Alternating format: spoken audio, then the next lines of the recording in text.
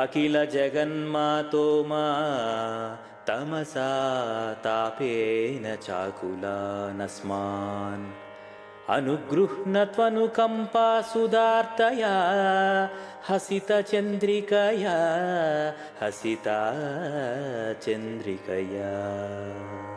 తాత్పర్యం: సర్వలోకములకు తల్లి అయిన ఉమాదేవి చీకటి చేతను, అజ్ఞానము చేతను, ఆధ్యాత్మిక, అధిభౌతిక, అధిదైవికములనబడు మూడు తాపముల చేతను పీడింపబడిన మమ్ములను దయామృతముచే చల్లనైన నవ్వు వెన్నెలలతో అనుగ్రహించుగాక.